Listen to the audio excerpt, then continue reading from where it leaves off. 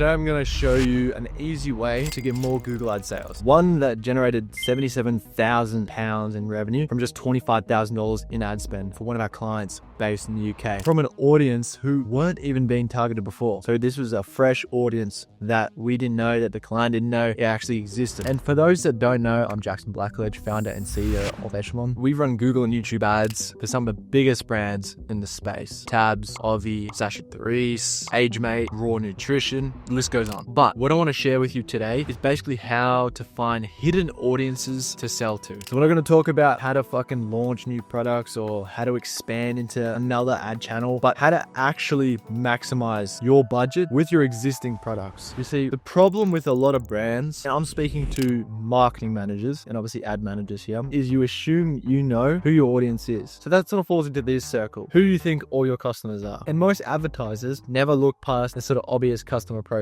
This obviously creates a gap, as you can see, between who you think your actual customers are versus neglecting a segment that's actually buying. And this happened to one of our clients. They're an apparel brand. They sell clothes for men aged 25 to 45, interested in fitness and lifestyle. But when we exported their customer data and then we looked at it together with them, obviously I'm going to blur some stuff here, but you can see it here. We analyzed billing addresses, shipping addresses, demographics, and we noticed a pattern, right? From the highlighter ones, you can see names like Sarah, Emma, Jessica, Olivia. These aren't people that we would have assumed to fit that profile of men aged 25 to 45. A significant portion of the purchases happening were actually women. And then we sort of dug deeper, and these were women who were buying men's fitness apparel as a gift. As you can see, Sarah, gift. Emma, birthday gift. Jessica, gift. Olivia, anniversary. Think about this for a second. Here's a brand spending fucking thousands targeting men who wear fitness and lifestyle gear, completely missing that women who buy fitness gear for men in their lives. And with a bit more research, we found that women handle gift purchasing in the majority of the UK households. So this wasn't a fluke. This was an opportunity that sort of was hiding in fucking plain sight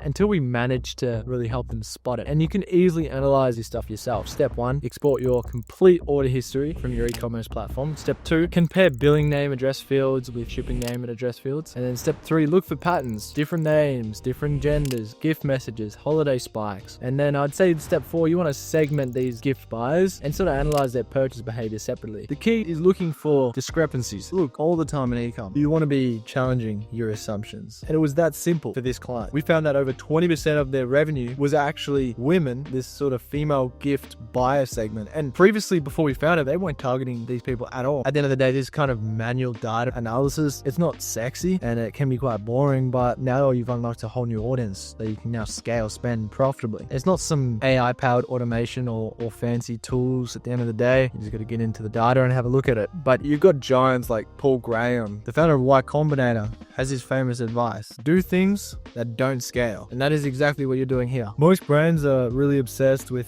AI, automation, all this fucking stuff, you know, shiny objects. And they want to skip the unsexy work of actually looking at their customer data. They want the algorithm to figure it out, but the biggest opportunities come from doing what your competition is not. Opening a spreadsheet and actually looking at who's giving you money. And this is what myself and the strategists here at Echelonn are trained to do. It helps us spot these sorts of opportunities. Now, how do you actually take these data and act on it for your marketing? A big thing to note here, you can't just change the targeting in your historical existing campaigns. You want to operate in a completely different psychology from this brand's regular customers. If the brand had seen this, entered this as a new segment, as an additional target in their marketing, and just called it happy days, they wouldn't have gotten the ROI that they did. Gift buyers had different motivations, different shopping behaviors, different consideration periods, different decision-making processes. They need their own ecosystem. So on the new ecosystem side of things, what that looked like, it was a completely separate campaign structure. Search, shopping, PMAX, they had different bidding strategies. Also, they had a separate budget for testing and learning for this audience. And for conversion tracking, we set up a separate conversion action for orders that showed gift buying signals, different billing, shipping addresses, gift messages, or if they included specific product combinations, popular gift basics. We were just trying to find new ways, not only just better market this new audience. You never want to work off assumptions. So these are things we set up for each of our clients whenever we saw the spot opportunities like this. And ultimately, this is one of the many ways why we're consistently scaling Google Ad accounts. Obviously, remember, we're not even adding new product lines or increasing SKUs. Same products, just another market to sell better to. This lets you optimize specifically for gift purchases rather than all purchases, which means better performance over time. On top of this, now let's dive into the ads that you actually run. If you're showing the wrong person, the wrong message, it doesn't matter how good your targeting is, not going to sell. So here's what the original ads look like. So this is the headlines we're running for the typical male aged 25 to 45. Bigger man, interested in lifestyle, fitness. You can see the angles here. Best t-shirts for big guys, or let's hide that dad bod. Or we got another one here. If we scroll down, is shirts that fit flatter. Or we got this one, t-shirts made for beer bellies. So these are angles that would work for the classic type of man that the brand wanted to target. So it works for men buying for themselves, and it completely fails for women buying gifts for men. Think about it from the gift buyer's perspective. She's not thinking beer belly, t-shirt to the flat. She's thinking, will he actually wear this? Does this look like something that he'd look good in, or could this even be a gift? And here's what we changed in the female asset groups. So ads like perfect for your man, perfect for gifts, perfect fit for your man. Big guys finally tees that fit him, leaning into that whole gift giving angle. Shirts we'll actually love, or shirts for big guys. We made all these changes so that we're basically speaking directly to the actual person who had a specific intent, which was gift buying. So here's what basically happened when we aligned all these things. This year we spent 25k at a 3.2 ROAS and generated and attributed 77,000 pounds of revenue from an audience who didn't even exist before. And this is all incremental revenue. We don't cannibalize male customer acquisition. Both segments grew. The female audience campaigns had different seasonality patterns too. While male self-purchase spiked around New Year's resolution, female gift buyers campaigns peaked around Father's Day, Christmas and holiday season, Valentine's Days, birthdays, and it was consistent throughout the year. This meant more consistent revenue for the client throughout the year and better cash flow predictability. The scaling framework we follow for demographic expansion is pretty straightforward. We've got phase 1, which is discovery, analyze existing customer data for hidden segments, and then set a starting 15-20% budget allocation to test the campaigns. Then we develop segment specific ads, and then we're just quick with it. You iterate fast on these early signals. Phase 2 is all about validation. You want to confirm your ROAS meets profitable thresholds, expand keyword and product coverage for that validated segment, and increase budget allocation again if there's room. And then phase 3 is optimization. So you want to refine audience layering and exclusions, and this framework works for any hidden demographic you find. We've used the same approach to identify and target international customers for domestic brands,